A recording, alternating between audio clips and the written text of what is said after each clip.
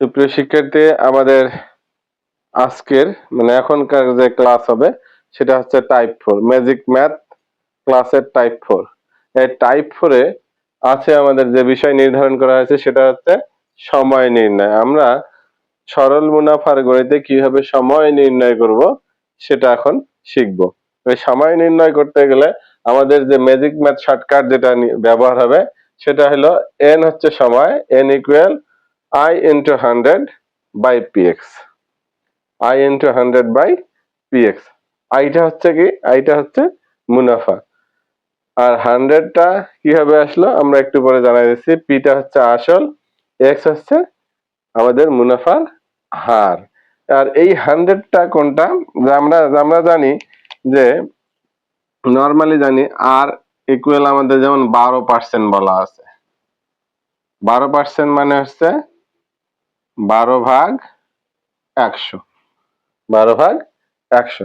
তাই এই 12/100 যে এক্স এর এখানে যদি 12/100 দেওয়া হয় তাহলে কি হবে, এখানে আর আমরা দিতে পারতাম, আরটা দিলে কি 12/100 হয়।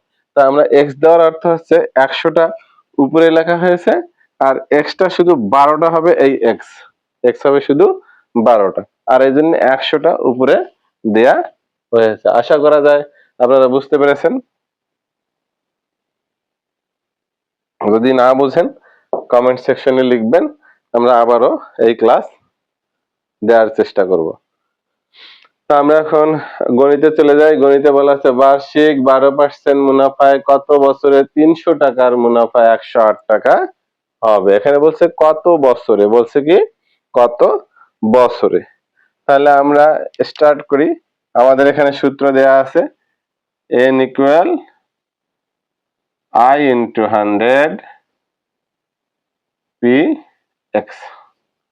I হচ্ছে 108, এখানে গুণন 100, পি হচ্ছে আসল, আসল হচ্ছে 300 টাকা, আর আমাদের মুনাফার হার ছিল 12, মুনাফার হার ছিল 12, অর্থাৎ এক্সটা হচ্ছে 12 আর পার্সেন্টের যে 100 সেটা আছে উপরে।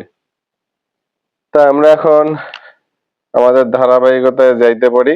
0 0 চলে গেল, 12 দিয়ে কাটা যায় 9 12 108, 3 দিয়ে 9 কে কাটা যায় 3 3 9, অর্থাৎ আমাদের সময় আসলো 3 বছর। সময় চলে আসলো 3 বছর। শিক্ষার্থীগণ, আপনারা দেখেন একটা অঙ্ক কত তাড়াতাড়ি করা যাচ্ছে এই নিয়মে। তাহলে যদি আমি একটা বহু নির্বাচনী বা নৈর্ব্যক্তিক যদি আমি 15 বা 20 সেকেন্ডে সমাপ্ত করতে পারি তাহলে আমার কত উপকার হচ্ছে। আর এই উপকারের জন্যই আমরা ম্যাজিক ম্যাথ ক্লাসটা নিয়ে এসেছি। তা আশা করা যায় যদি আপনারা এই ম্যাজিক ম্যাথ ক্লাসটা রেগুলার করেন তাহলে আমার মনে হয় আপনাদের আর গণিত নিয়ে কোনো সমস্যা হবে, কোনো ধরনের সমস্যা থাকবে না এই ম্যাজিক ম্যাথ ক্লাস যদি রেগুলার আপনারা করেন। আর যদি বুঝতে অসুবিধা হয় তাহলে অবশ্যই কমেন্ট সেকশনে লিখবেন।